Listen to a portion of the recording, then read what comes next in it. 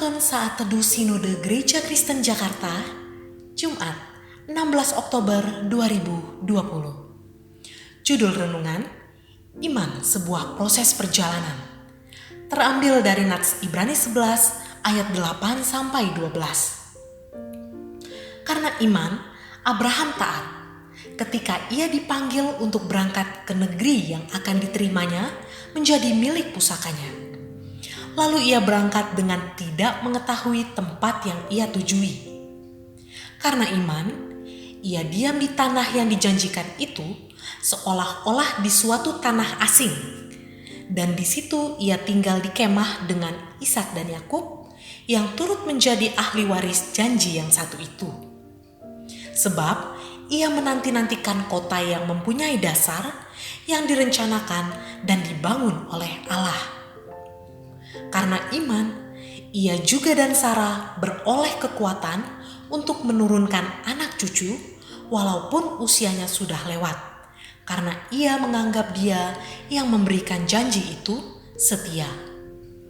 Itulah sebabnya, maka dari satu orang, malahan orang yang telah mati pucuk, terpancar keturunan besar seperti bintang di langit dan seperti pasir di tepi laut yang tidak terhitung banyaknya. Rekan saya sedang menjalani program diet.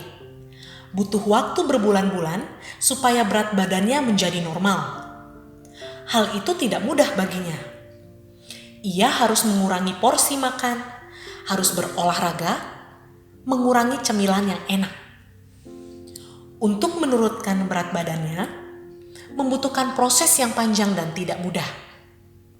Ketika berhasil melalui proses itu, hasilnya rekan saya menjadi lebih tampan dan lebih sehat. Hidup ini adalah sebuah proses. Proses untuk menantikan hasil pekerjaan Allah.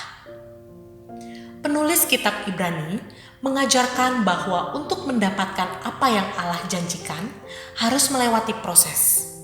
Sampai kapan waktunya ditentukan oleh Allah sendiri berdasarkan kedaulatannya. Oleh sebab itu, dibutuhkan kesabaran dan ketekunan dalam menjalaninya. Contohnya, Abraham juga mengalami sebuah proses untuk menanti-nantikan kota yang mempunyai dasar yang direncanakan dan dibangun oleh Allah. Kita harus meminta kekuatan dari Tuhan agar sabar dalam menjalani proses sampai waktunya Tuhan menyatakan berkat-Nya buat kita. Karena iman, Abraham yang tunduk di bawah otoritas Allah untuk diproses, sehingga membuahkan hasil yang menggembirakan. Abraham menerima dan menikmati kebahagiaan yang dijanjikan Allah sebelumnya. Abraham bisa melihat istrinya beroleh kekuatan untuk menurunkan anak cucu. Walaupun mustahil bagi manusia, namun bagi Allah tidak ada yang mustahil. Itulah iman yang hidup dan berproses. Marilah kita belajar untuk tunduk kepada otoritas Allah. Kita bersedia diproses dari waktu ke waktu sampai Allah menyatakan apa yang telah dijanjikan untuk kita.